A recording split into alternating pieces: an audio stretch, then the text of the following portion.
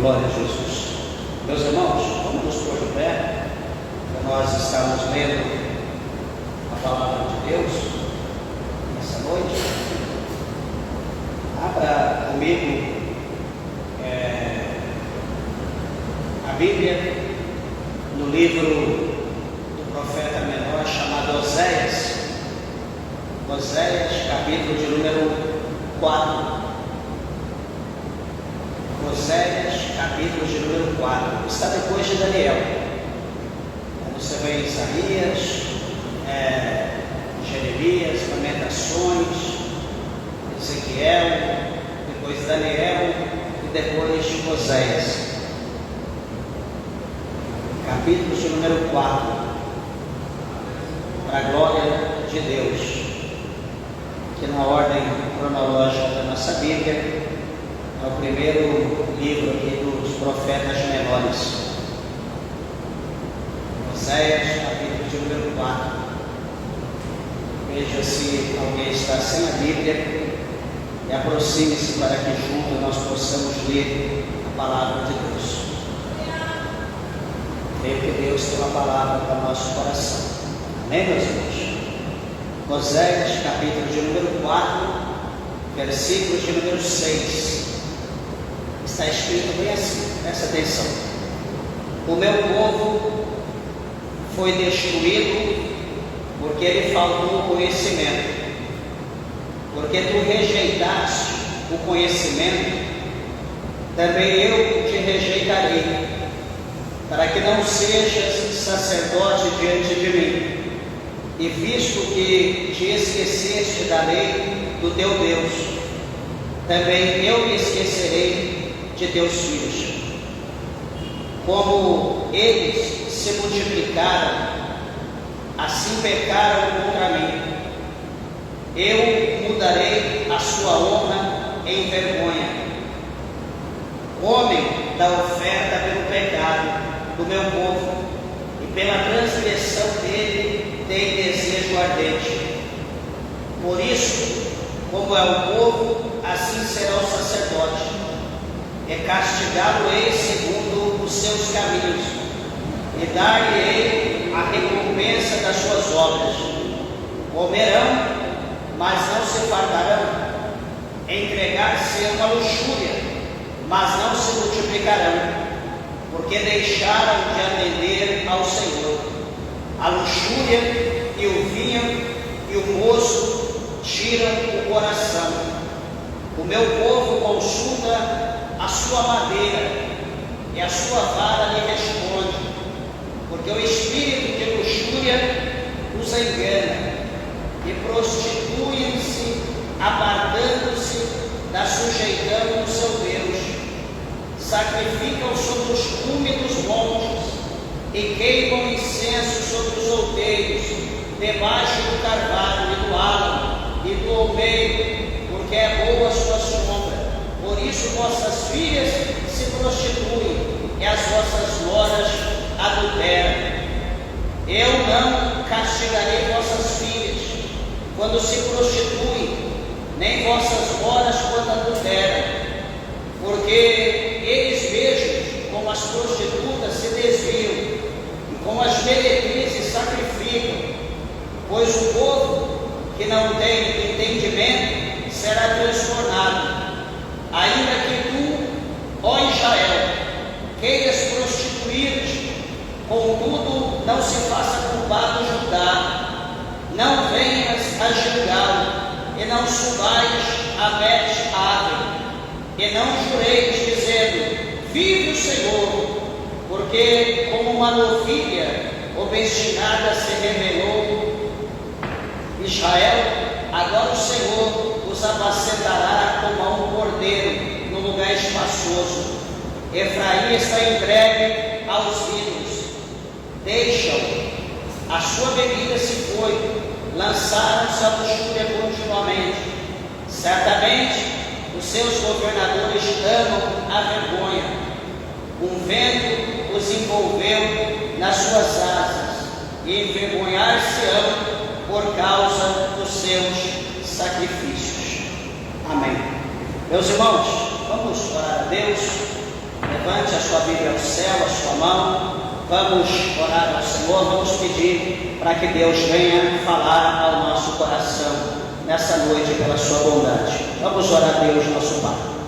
Amantíssimo Deus, Pai de nosso Senhor e Salvador Jesus Cristo de Nazaré, Senhor meu Deus, Senhor meu Pai, a nossa alma, meu Deus, ela se alegra por mais essa oportunidade, meu Deus, em aqui estar, Senhor, em Tua santa e bendita presença, meu Deus, oh meu Pai, onde queremos adorar, glorificar, meu Deus, onde queremos bendizer o Teu nome santo, ó grande Deus, amado e eterno Pai, abre, Senhor, a porta da Tua palavra, meu Deus, venha neste momento, meu Pai, Senhor, falar com a Tua santa igreja, falar com o Teu povo, meu Deus, com aqueles que estão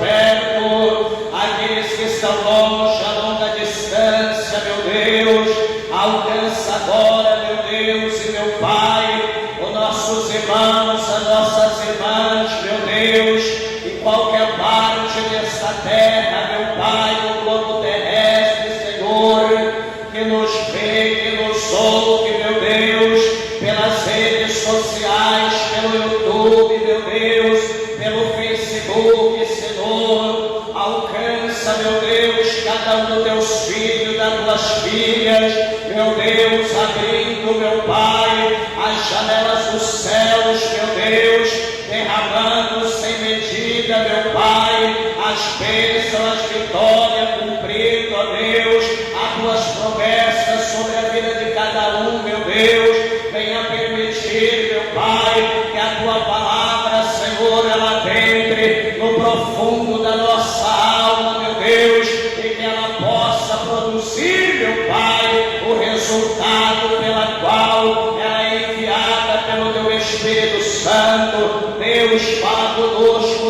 de uma forma gloriosa, de uma forma concisa, de uma forma especial, pois é o que nós te pedimos e nós te agradecemos, em nome de Jesus. Amém. Graças a Deus. Podeis assentar, meus irmãos. Desocupe as tuas mãos e dê uma salva de palmas para Jesus.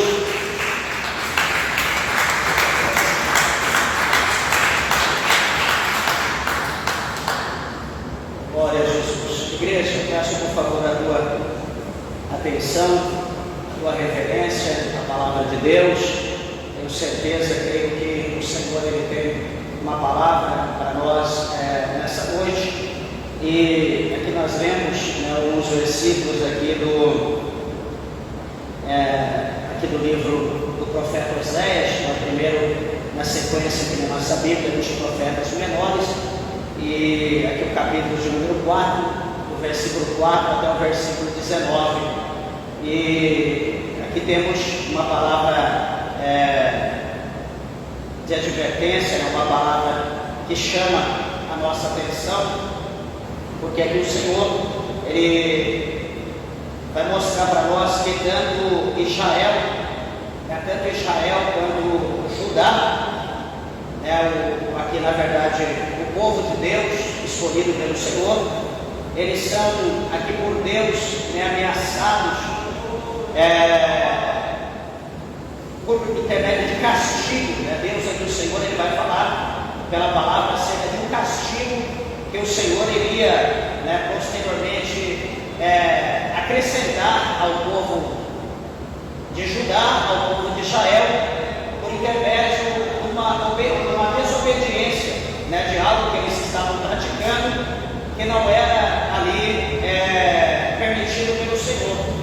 Peço aos irmãos, por favor, a tua atenção, porque é uma palavra muito gloriosa, uma palavra poderosa, aqui em Oséias capítulo 4, porque o Senhor ele chama a atenção, ele diz para que o povo, né, que as nações, ali por intermédio de Oséias, né, faz bem lembrar, né, que Oséias, ele ali sendo um homem, um profeta, escolhido por Deus, o Senhor o escolheu para que ele pudesse profetizar a palavra do Senhor, levar a palavra àquele povo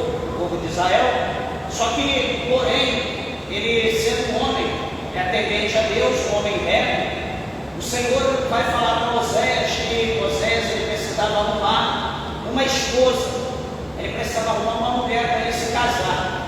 E como ele sendo um homem de Deus, um profeta, certamente poderia ser que ele teria algumas pessoas, alguma mulher à vista, alguma suposta esposa.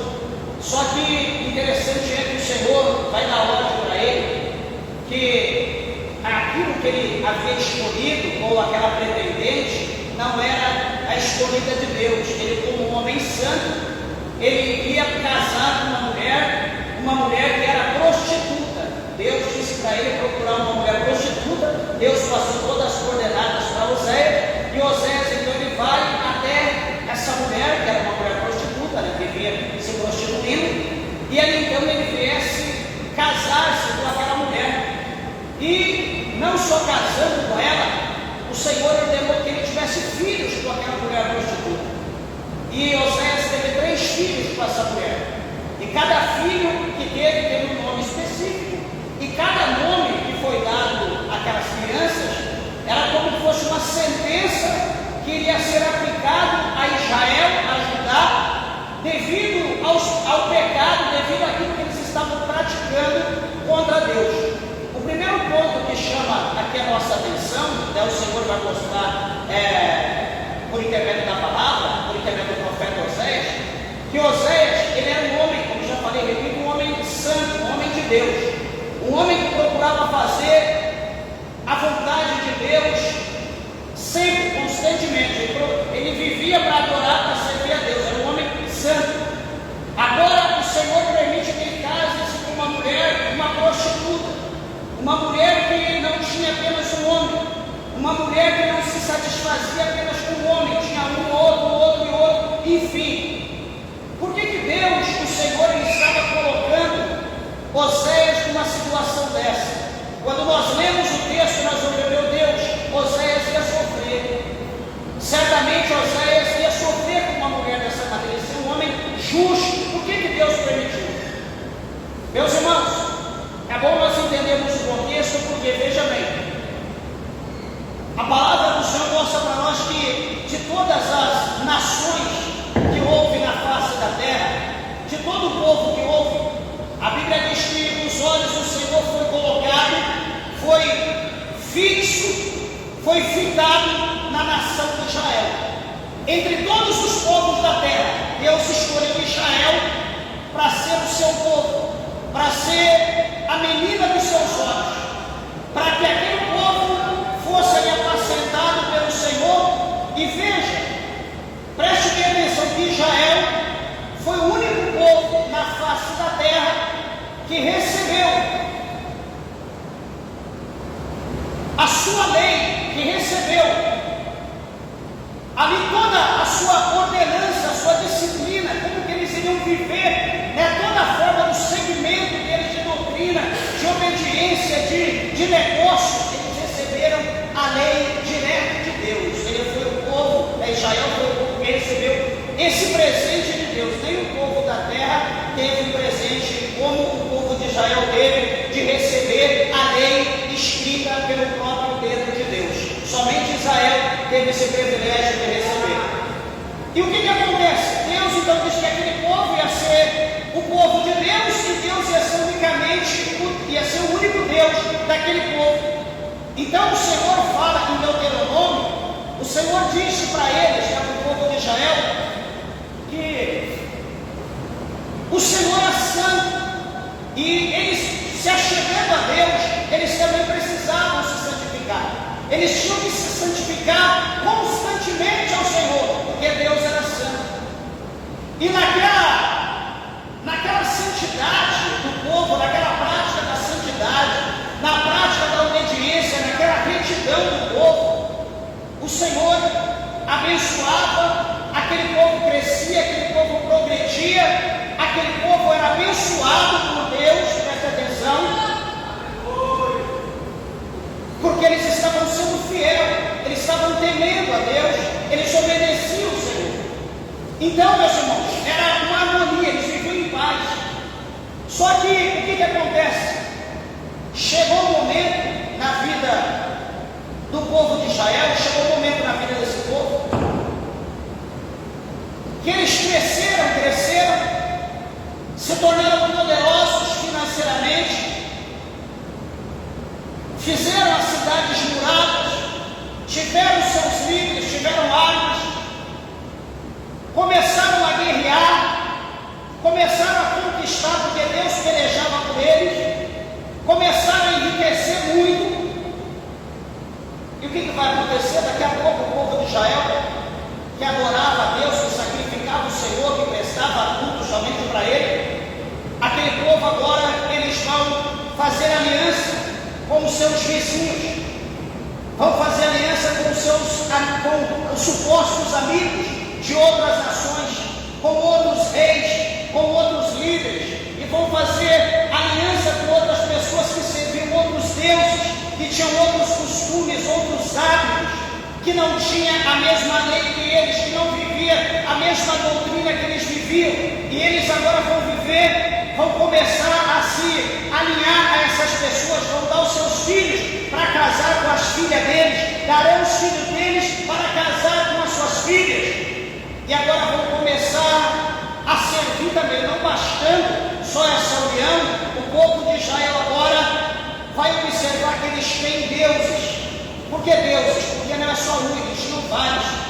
E os deuses, corpo de homem, cabeça de touro, corpo de homem, cabeça de peixe, cabeça de bode, e aqueles deuses com formas diferentes, com um olhar diferente, com bocas diferentes, dentes diferentes, deuses soltando fogo pela boca na fornalha, deuses que aceitavam a criança era colocado dentro dele, no seu ventre, aquele ventre era incendiado, e as crianças eram queimadas vivas, era oferecido em sacrifício holocausto, aqueles deuses. Israel observou aquilo, viu aquela situação, eles acharam aquilo o máximo, eles acharam aquela aberração, que coisa linda, como os deuses deles são, olha o semblante, o nosso Deus nós nunca vimos, só ouvimos falar, só ouvimos acontecer alguma coisa, mas nós nunca vimos o semblante do nosso Deus.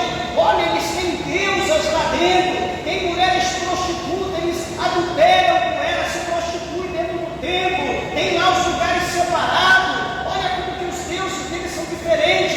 Então aquilo despertou a curiosidade dos homens de Israel para a prostituição literal dentro do templo, e também uma prostituição espiritual. Eles deixaram de oferecer sacrifício a Deus, eles deixaram de adorar o Deus do céu, que é invisível, mas real, eles deixaram de adorar esse Deus para adorar aquilo que os outros viam, aqueles deuses que eles mesmos faziam. E veja, meus irmãos, que Israel já tinha tido essa experiência. Quando Moisés, só para vocês verem, no parênteses, quando Moisés subiu ao monte para receber, ele ficou 40 dias, 40 noites no monte, a Bíblia vai mostrar para nós que o povo, eles ficaram tão desesperados com a ausência de Moisés, que eles chamaram Arão, que era o irmão de Moisés, e disseram para ele: olha, nós precisamos de um líder, nós precisamos de Deus, nós queremos Deus que vá diante de nós na nossa trajetória. Vai que aconteceu alguma coisa com esse Moisés, vai que ele morreu, nós vamos ficar quanto tempo aqui? O que vai acontecer então? Diz a Bíblia que Arão, falta de sabedoria, de entendimento, ele pediu que aquele povo desse todos os pingentes, todos os ouros que eles tinham, bracelete, anel, corrente, pulseira, tudo que eles tivessem de ouro. Ajuntaram ali uma grande quantidade, e então diz a Bíblia que Arão, ele pegou e derreteu aquilo, e aí começou a trabalhar com uma obra de olivos, e ele então produziu 2 bezerros grandes de ouro, e colocou diante do povo e diz para eles: eis aí o Deus que tirou vocês da mão do Egito, fez como Jeroboão. E diz a Bíblia que aquele povo, então, eles adoravam, eles prostravam diante daqueles animais, achando que aquilo que foi feito pela mão do homem era Deus, que aquilo que foi feito pela mão do homem tinha poder. Meus irmãos, deixa eu dizer uma coisa para a igreja. Agora, no no mês de março, mês que vem, se Deus quiser, vai fazer 23 anos que eu sou batizado nas águas, que Jesus, o Senhor, me tirou do mundo. E mesmo a minha vida que eu vivi no mundo, lá em São Paulo, na capital, sem estar na presença de Deus, uma coisa que graças a Deus, creio que já é o trabalho de Deus, nunca colocou na minha mente, foi desejo de adorar ídolos, imagem de escultura. Mesmo eu no mundo sem ser crente, mesmo eu no mundo tendo uma mente diabólica, Deus, o Senhor, nunca colocou em mim. Eu sempre orava para um ídolo, eu tinha nojo de um ídolo, mesmo eu no mundo. Não sei por que motivo, que eu nunca, sei lá, enfim, deixa pra lá. Mas eu nunca tive apreciação nenhuma por ídolo. Por quê? Porque sempre eu tive entendimento que aquilo era feito por alguém tão pecador, alguém tão errante quanto eu, alguém que estava fabricando aquilo, como alguém que fabrica o vinho, fabrica a bebida alcoólica, sabe que aquilo faz mal, mas ele está fabricando para poder ter lucro por intermédio da desgraça de alguém, como aquele que fabrica a arma do fogo, fabrica a arma. A princípio é uma coisa boa na mão de quem é bom, mas na mão de quem não presta é uma devassa. Assim o ídolo, a mesma coisa. Eu sempre tive esse entendimento que aquilo, desculpa a expressão, um sacana que estava fazendo aquilo para enganar, para tirar proveito das pessoas que não conseguem raciocinar, que está vendo que aquilo, isso aqui é feito pela mão de alguém, mas é tão bonitinho, é o santo não sei o quê, vou orar por ele, vou rezar, vou clamar, porque ele pode fazer alguma coisa para mim.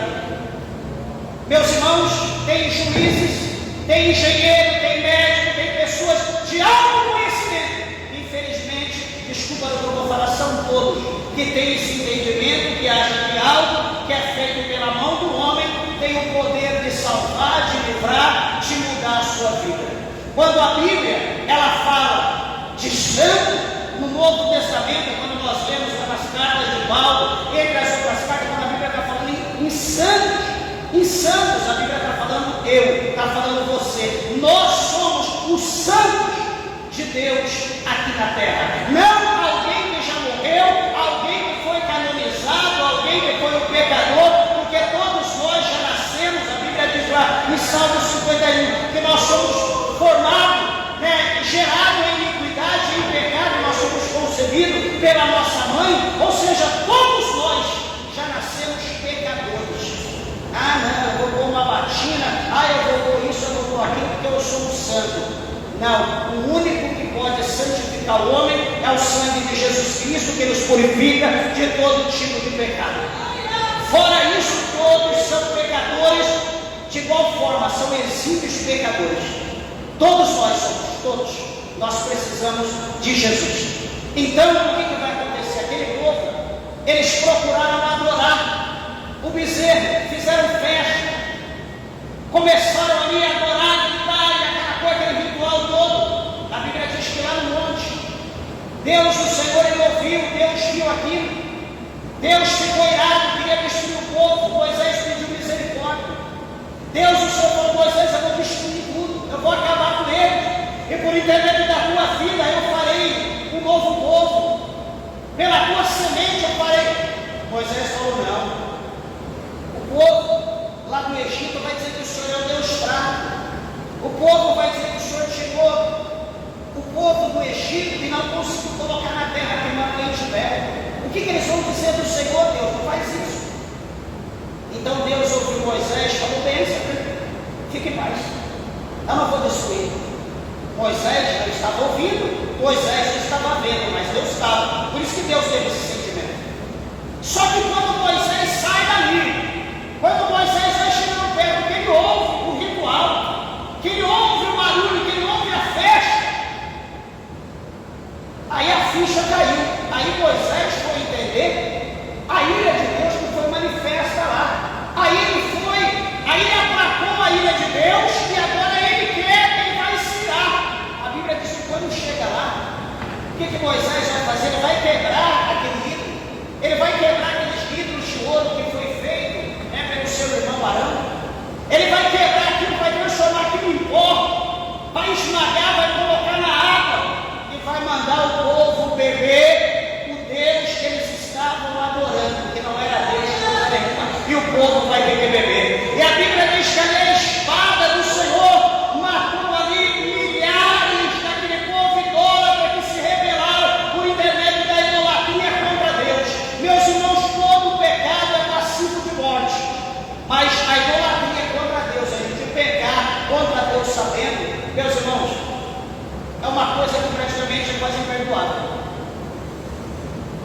Nós precisamos, igreja, ter consciência disso, que Deus, Ele não aceita adultério espiritual. Deus não aceita. Deus não concorda com isso. E o que vai acontecer aqui, olhando para a situação de Oséias? Quando Oséias ele casa com uma prostituta, está mostrando o quê? Veja bem o significado. Como eu falei no princípio, Oséias, um homem santo, casando com uma mulher pecadeira, uma pecadora, uma prostituta. O que isso quer dizer? Ao simbolismo. Oséias simbolizando a presença de Deus, um Deus santo, e a mulher prostituta que Oséias casou simboliza a nação de Israel. Simboliza aquela nação que prostituía com uma nação, com outra, ou dizendo não prostituía a carne. Aqui está mostrando a prostituição pela idolatria, a prostituição do povo de Israel a adorar os deuses das outras nações. Estavam se prostituindo, estavam adulterando.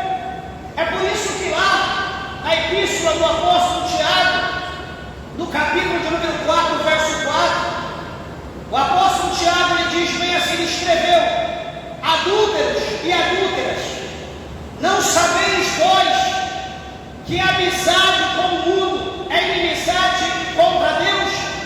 Portanto, qualquer que se tornar amigo do mundo constitui-se inimigo de Deus. Então o Senhor Deus está mostrando aqui pela palavra que nem o adúltero ele pode ser amigo de Deus. O Salmos de número 115, por exemplo, talvez alguém ainda não leu, ou talvez a gente entende que muitas pessoas praticam as coisas. Eu particularmente sou dessa maneira.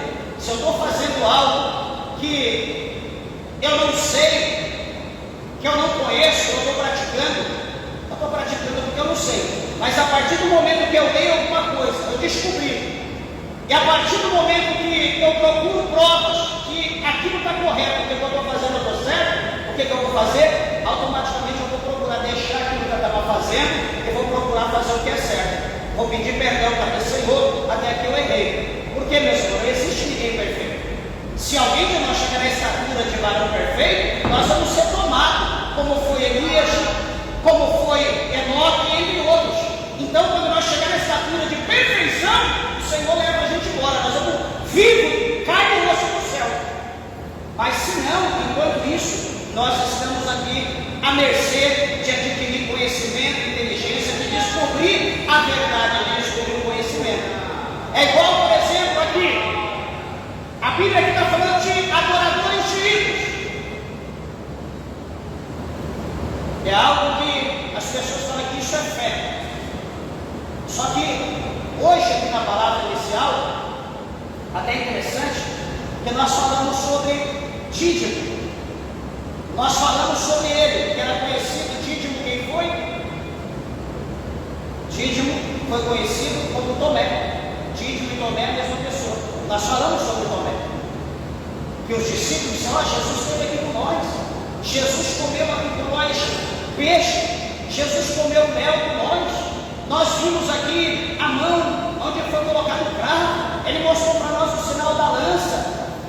O que Dídimo falou? De maneira alguma, não, eu não creio de jeito nenhum que ele morreu, ele foi sepultado.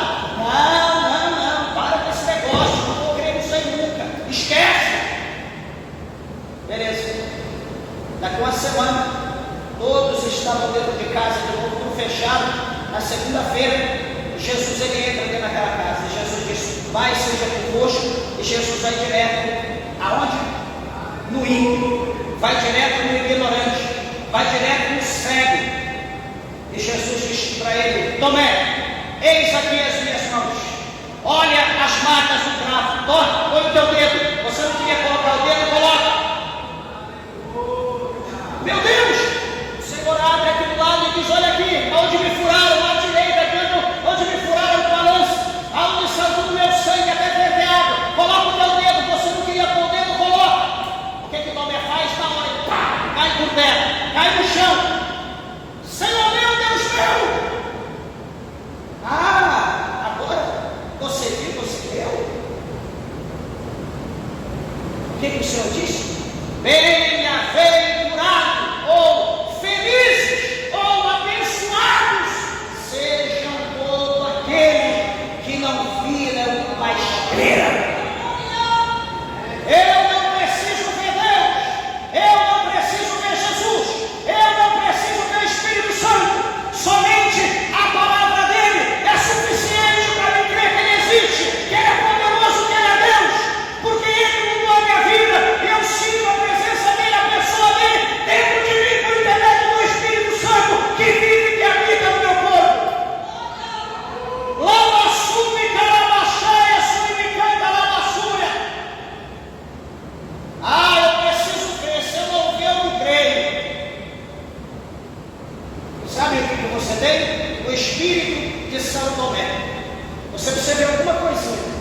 luz acesa, uma vela.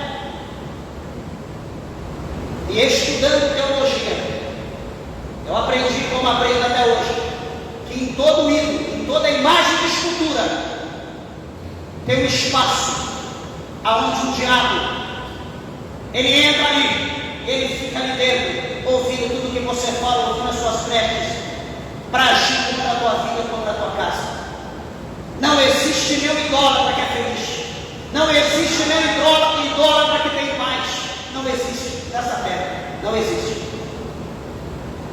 Nós só vamos ter paz por intermédio do príncipe da paz, cujo nome é Jesus Cristo de Nazaré, o Todo-Poderoso, Filho do Deus Altíssimo. Unicamente sem Ele não existe paz. Ele diz que a paz dele é diferente da paz desse mundo.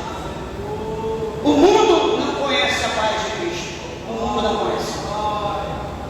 Mas, olhando aqui para vocês, o momento desse simbolismo, Oséias como Deus, a prostituta como a nação de Israel, o sofrimento que Oséias teria com aquela mulher, as decepções que ele passaria, as dores de cabeça que ele teria, estava simbolizando o mesmo sofrimento que Deus também estava tendo, que Deus estava passando com a nação de Israel. Então o Senhor queria que Oséias sentisse, e que depois Oséias iria aprender com Deus, e Deus ia falar: Oséias, esse mesmo sofrimento, as mesmas coisas que você está passando, eu também passo nesse povo. A Bíblia fala para nós que o Espírito de Deus, ele tem ciúme. O Espírito de Deus tem ciúme, assim como cada esposa tem ciúme do seu marido, porque ama, cada marido tem ciúme da sua esposa, porque ama. Assim também o Espírito de Deus, ele tem ciúme de mim, ele tem ciúme de cada um de vocês, porque ele nos ama. Então, quando nós partimos para uma idolatria, para uma prostituição, dizendo de ídolo, de imagem, o Espírito de Deus, ele chora, ele tem ciúme, ele entristece. O Espírito Santo é uma pessoa, e ele tem ciúme, diz a palavra de Deus. E o apóstolo São Paulo, na sua primeira carta aos Tessalonicenses, ele fala que nós não devemos extinguir o Espírito Santo. Ele também escreveu dizendo que nós não devemos entristecer o Espírito Santo de Deus, que é o selo que foi dado por Deus que está em nós, que é o sinal que nós somos de Deus, que nós pertencemos a Ele. Meus irmãos, o negócio é muito sério, e a gente às vezes brinca com o que é sério, a gente brinca com as coisas de Deus. Às vezes brincamos por quê? Por causa disso aqui, ó. Olha o verso 6, que foi o início da nossa leitura. Oséias 4, verso 6. O que está escrito aqui? No início, na primeira parte. O meu povo foi destruído porque lhe faltou conhecimento. Na tradução original do hebraico, está dizendo: o meu povo foi destruído porque eles rejeitaram o conhecimento. Na nossa língua está dizendo porque lhe faltou o conhecimento. Só que no original fala que eles rejeitaram. A palavra de Deus diz para nós, por intermédio de Oséias, de Jeremias, entre outros profetas, a Bíblia diz que de tempo em tempo, madrugando enviando, anoitecendo enviando, enfim, em vários períodos do dia, Deus ele enviava os seus servos, os profetas, a cada tribo ou a nação de Israel, ao povo de Judá, e dizendo para aquele povo para eles se arrependerem, dizendo para eles que haveria uma cobrança.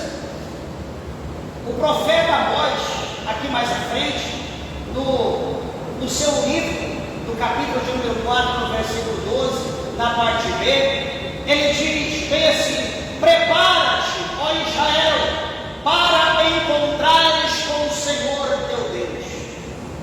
A gente não entende, a gente já ouviu muitos temas de congresso, a gente já ouviu muitos temas de convenção.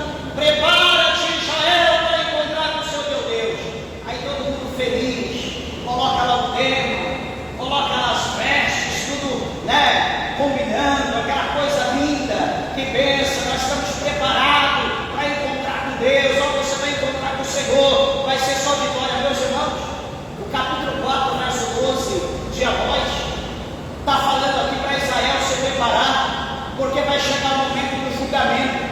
chegar um momento que eles vão estar sentados no banco do réu, eles vão ser julgados, eles vão ter que dar conta de todas as suas obras, eles vão ter que dar conta do sangue de todos os profetas de Deus que eles mataram, que eles rejeitaram, que eles colocaram na masmorra, que eles arrancaram a cabeça, que eles cortaram no meio, o sangue que corria como enxurrada, aqui no livro de Amós. Então foi coisas terríveis que eles fizeram com os profetas de Deus. Eles tentaram calar a boca de Deus, eliminando todos os profetas. Então o Senhor diz: prepara-te, ó Israel, para ir como pratos com o Senhor teu Deus. Aí a gente não entende o texto, aí a gente coloca o tema e a gente espera que vai ser só vitória, que o pregador vai pregar só bênção. Mas o pregador, ele vai vir com um pedaço de peroba, ele vai vir com um chicote de unha de gato, vai colocar uma à direita e uma à esquerda, e o povo vai olhar para mim: aquele pregador está louco, o que é aquilo? Aí ele vai dizer: isso aqui é para o longo de vocês, olha o tema que vocês escolheram.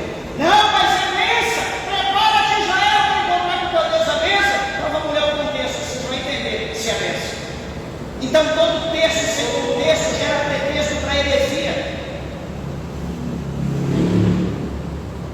O povo aqui, eles vão dizer: não, nós erramos por não conhecer. Peraí, se fosse os moabitas, se fosse os cananeus, se fosse os medianitas, se fosse os filisteus, eu pegaria na mão de cada um e diria: olha, realmente vocês estão certos, vocês erraram porque vocês não têm conhecimento, vocês não têm profeta de Deus no meio de vocês não têm a Torá, vocês não têm a lei de Deus, vocês não têm ensinamento, ninguém prega para vocês, ninguém ensina, vocês não têm sinagoga, vocês não têm sacerdote que ministra a palavra de Deus, então vocês erraram por falta de conhecimento. Mas o povo de Israel, em hipótese alguma, eles poderiam dizer: ah, eu errei, eu fiz isso porque eu não tenho conhecimento. Você sabia, igreja? Isso cabe para mim e para você hoje. O povo lá no mundo, as pessoas que estão lá fora, que não têm Jesus ainda na sua vida, que estão lá os pecadores, a Bíblia fala para nós que aqueles que não têm conhecimento, que não sabem, eles serão dignos pelos seus pecados de um único açoite. Só que aí o Senhor olha para nós, ele diz: agora o meu povo, a minha casa, que conhece a minha palavra e faz errado, são dignos de 2 açoites. Ou seja, o castigo será maior para nós que conhecemos do que para eles. Pastor, mas para nós que conhecemos, para nós que conhecemos e não obedecemos. Se você conhece e obedece, você está isento. Mas se você conhece e pratica errado, espera aí, quem vai dar agora e o chicote ligado do teu lado. Não vai ter escapatória, digno de 2 açoites. Enquanto o mundo vai estar só com algum açoite, alguma coisa, você vai sofrer. Então a Bíblia diz que é melhor que nós não conheçamos do que conhecer e não obedecer. Esse que é o problema. Às vezes alguém pode vir aqui: ah, pastor, mas eu não aceitei Jesus ainda, né? Eu não tenho essa responsabilidade, então isso não vai sobrar para mim, tchau, vou sair pela tangente, eu vou embora. Peraí, até hoje você não sabia, mas agora você já ouviu a verdade. Agora não tem jeito para você. Pastor, o que eu devo fazer? Vai ter que aceitar Jesus. Vai ter que ser agora um discípulo de Jesus. Vai aceitar Jesus para você ter salvação. Vai aceitar Jesus para você ter vida eterna. Vai aceitar Jesus para te libertar do pecado, para te libertar da imundície, para te libertar do mundanismo.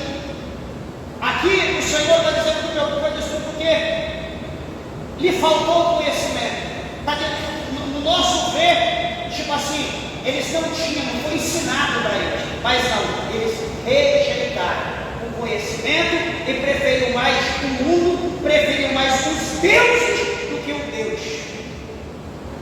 Eles rejeitaram o Deus maiúsculo e aceitaram o Deus minúsculo. O que vai acontecer? Aqui a palavra do Senhor. A Bíblia vai mostrar para nós que se Se esse povo aqui, eles não se humilharem, se eles não se humilhassem, se eles não tornassem de volta para o Senhor, no versículo 10 do capítulo 4 de Oséias escreveu dizendo: olha, eles comerão, mas não fardarão. Quer dizer, eles vão comer, mas não vão ficar satisfeitos. Sabe quando você come, puxa, eu comi, estou farto, estou satisfeito? Eles não, eles vão comer, vão comer, vão comer, vão comer e não vão ficar fartos. Olha o que continua dizendo o verso 10: entregar-se-ão à luxúria, porque eles terão em abundância, só que eles vão se entregar à luxúria, mas não se multiplicarão, porque deixaram de atentar ao Senhor. Eles tiraram os olhos de Deus, deixaram de atentar para Deus. Meus irmãos, o profeta Ageu, ele foi categórico lá no capítulo de número 1 do seu livro, um pouco mais adiante, falando do povo que deixaram o Senhor e atentaram só para si próprio, olharam só para a sua casa, olharam só para o seu nariz, para o seu umbigo. Eles deixaram de olhar para a casa de Deus, eles esqueceram do templo, deixaram ali aquilo que eles estavam empenhando da construção, da obra de Deus, eles deixaram, estavam preocupados só com as suas casas, as suas mansões, só com as suas luxúrias, preocupados só com a sua mesa, a forma de vestir, mas a casa de Deus deixaram a Deus dará. O Senhor usou o profeta e diz que o profeta Ageu dizer para aquele povo mesmo: olha, povo de Israel, preparai as suas ferramentas, subi ao monte, cortai lenha e edificai a casa do Senhor vosso Deus, porque vocês mantêm a casa de vocês estucada e desprezais a casa de Deus. O Senhor estava dando uma advertência por 2 vezes que o Senhor Deus advertiu, e chegou o momento que o Senhor falou: olha, vocês não querem obedecer, vai ser o seguinte, vocês vão trabalhar, vocês vão ganhar muito, vocês vão colocar no saco, ou no bolso, ou na bolsa, ou na carteira, só que será como um saco furado. Vocês colocarão, enche, quando você chegar em casa que você vai brincadeira, não tem nada. É como você encher a sua mão de água e lá para o outro lado da rua, deixa eu levar água lá para derramar na planta, com a mão cheia. Quando você chegar na água, já desvaliu toda. Então o Senhor começa a dar uma advertência àquele povo. Só que quando eles começaram a aplicar o coração na obra de Deus, o Senhor mudou, porque Deus havia dito: olha, eu vou cerrar os céus, não vai vir chuva, na terra não vai produzir, a maldição da peste vai vir. Deus, o Senhor, construiu essa parede. Aí quando eles começaram a trabalhar, voltaram para as coisas de Deus, aí o Senhor mudou, ele diz: olha, agora a glória desta segunda casa, ela será maior que a glória da primeira. Olha, agora Deus, o Senhor, ele vai manifestar a glória dele. Bendito seja o nome do Senhor. Por mais que fosse humilde aquele tempo, por mais que aquela casa fosse humilde, mas agora a presença de Deus vai ser manifesta de uma forma gloriosa, porque aquele povo, eles quebraram o coração, os corações deles foram quebrantados, eles tiveram medo daquilo que Deus disse. Então, peraí, se é Deus que provém tudo, agora Deus diz para fechar a torneira, então deixa o time, quem quer passar prova? Meus irmãos, só tolo que se quer se levantar contra Deus, só tolo que diz: eu sei que é assim, mas eu vou fazer assim. Deus disse que eu tenho que permanecer aqui, mas eu vou permanecer desse jeito. Desculpa falar, você é um tolo, você não sabe com quem você está mexendo. Porque quem é, a Bíblia mostra, quem que se levantou contra os céus, quem se levantou contra Deus até hoje e teve paz? Você conhece alguém? Eu não conheço. Quem que já desafiou a Deus na história da humanidade e prevaleceu e venceu Deus? Quem? Será que você que está ouvindo ou que está pensando, será que você vai ser o que vai ter êxito contra Deus? Que vai vencer? A gente não vence na nossa carne. A nossa carne nos domina. Porque se nós dominássemos a nossa carne, nós faríamos a vontade de Deus e não a nossa. A nossa própria carne vence nós. A partir de amanhã eu sou um novo homem de Deus. A partir de amanhã eu não vou mais beber. A partir de amanhã eu não vou mais fumar. A partir de amanhã eu não vou mais jogar, não vou mais mentir, não vou mais roubar. A partir de amanhã. Quando chega depois de amanhã, ele dobra o joelho. Oh Deus, me perdoa, que é tudo aquilo que eu disse antes de ontem, eu pratiquei hoje. Quando eu peço perdão, nós não conseguimos manter a nossa palavra. Mas a palavra de Deus nos ensina que a palavra do homem de Deus, a palavra da mulher de Deus, ela deve ser sim, sim ou não, não. Porque o que passar disso, diz a Bíblia que é procedência maligna. Mas já vou encerrar e mostrar aqui aos meus irmãos, no verso de número 12 do capítulo 4 de Oséias, que o profeta continua dizendo: o meu povo, olha aí, o meu povo consulta a sua madeira e a sua vara lhe responde. Pastor, o que é consultar madeira? Meus irmãos, é aquilo que está escrito lá em Isaías. O Senhor usou o profeta Isaías, e o profeta Isaías deu uma ilustração muito linda para nós entendermos. O homem pega o seu machado e está fazendo muito frio. Ele pega o seu machado, coloca no ombro e procura uma árvore mais ou menos, que tenha fruto, que tenha galho. Ele corta aquela árvore, ele ali come provavelmente do fruto que possa ter. Com os galhos, ele faz ali uma bela fogueira, ele se aquece do frio da noite, ele ali assa alguma carne de algum animal que posteriormente ele possa ter matado, ele assa ali, ele começa a comer tudo usufruindo daquela árvore, galho, enfim, toda a parte da árvore. E ele faz aquela fogueira e ele está ali, se aquecendo, está ali, comendo, farto, satisfeito.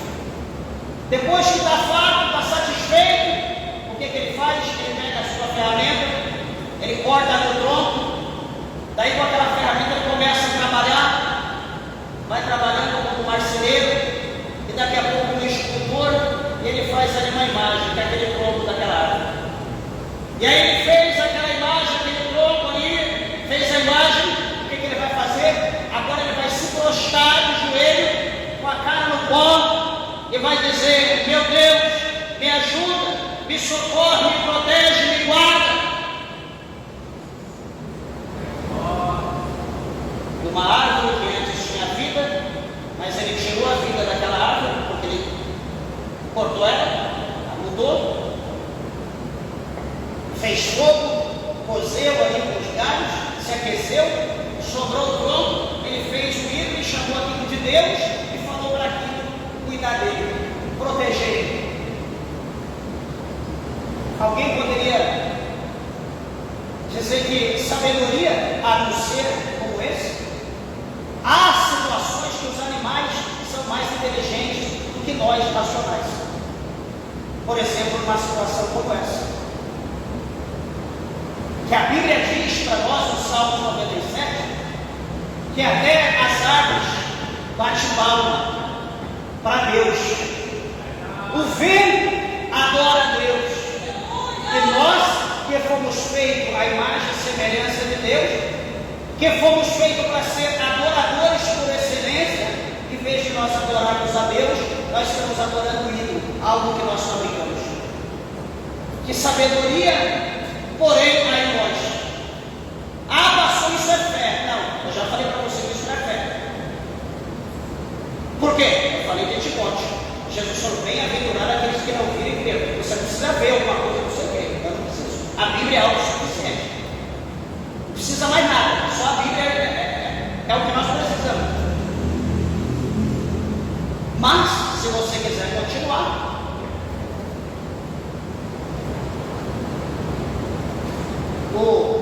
Já encerro o livro aqui dos Salmos.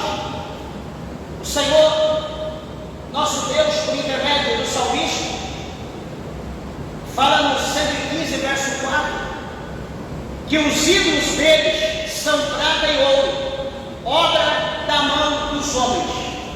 Versículo 5 ele diz que tem boca, mas não falam, tem olhos, mas não veem. Versículo 6, tem ouvidos, mas não ouvem, nariz tem, mas não cheira. Versículo de número 7, tem mãos, mas não apalpam, tem pés, mas não andam, nem som algum sai da sua garganta. Versículo 8 e último, a eles se tornem semelhantes os que os fazem, assim como todos os que neles confiam. Você entendeu o que a Bíblia está dizendo? Que tanto a pessoa que fabrica ídolo, como aquele que adora ídolo, para Deus, ele é como o mesmo ídolo. Tanto o homem quanto a mulher, tanto aquele que fabrica como o que adora, é da mesma coisa. Porque tem olho, não vê, tem ouvido, não ouve, tem boca, não fala, tem mão, não apalpa, tem nariz, mas não tem fôlego, tem pés, mas não anda, tem mão, não apalpa, e espírito de vida alguma dentro dele. Ai, pastor, então eu estou sendo como... Está vendo aquele santo que você adora? Para Deus, ele e você é a mesma coisa. Por isso que eu disse, meus irmãos, nem o ídolo ele tem paz, nem o ídolo, adorador de ídolo, ele tem as bênçãos do céu sobre a vida dele, nem o ídolo tem. A Bíblia, do começo ao fim, a Bíblia nos ensina isso. Só que o que acontece, aqui no capítulo 25 do Evangelho, capítulo 25 de 24 a 25 de Isaías, a Bíblia diz para nós que a terra está amaldiçoada por causa dos homens, por causa da desobediência, por causa da transgressão acerca das coisas de Deus. A terra está amaldiçoada por causa de nós, por causa da nossa desobediência, de maneira que ela agora está guardada no fogo, para o dia da ira e da condenação dos homens pecadores. Então que, por intermédio dessa palavra, que nós possamos guardar no nosso coração os ensinamentos que o Senhor tem ensinado por intermédio da palavra, que nós temos aprendido. Vamos colocar em prática, meus irmãos. Eu vou fazer o que Deus manda. Só que eu vou fazer o que Deus manda, aquilo que eu quero que Deus me ajude, que eu consiga. Porque se Deus mandar fazer algo que eu não quero, eu não vou fazer. Eu quero fazer, eu quero que Deus me ajude naquilo que eu quero, não naquilo que eu não quero, mas Deus quer naquilo que você não quer, mas você não quer. É desse jeito. Tudo que Deus mandar, nós vamos fazer. Não é o que está lá em 42 de Jeremias, o povo de Jeremias, tudo que o Senhor Deus disser, nós vamos fazer. Aí Deus disse totalmente oposto daquilo que eles queriam ouvir. Eles fizeram? Não. É o que nós fazemos. É o que nós estamos fazendo hoje. Então a culpa, igreja, das coisas está do mundo como está, são nós. Tudo que o mundo faz, nós estamos procurando fazer igual. Tudo que o mundo prega, nós estamos querendo pregar igual. Todas as modas que o mundo lança, nós estamos querendo lançar igual. Tudo que o mundo faz, a gente quer fazer igual. Só que eu vou dizer uma coisa para vocês, meus irmãos. Nós podemos imitar tudo. Só que uma coisa é certa, olha o que eu vou te falar, guarda no teu coração. Não existe inferno gospel. Você entendeu? Não existe inferno gospel. É cabeleireiro gospel, é academia gospel, é bar gospel, é boate gospel, tudo gospel. Só que o inferno só tem um. O inferno só tem um. Não existe inferno gospel.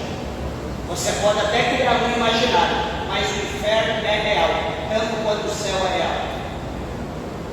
Então desperte, acorde e volte para Deus, porque em breve, capítulo 4, verso 12 de Amós, prepara-te ó Israel.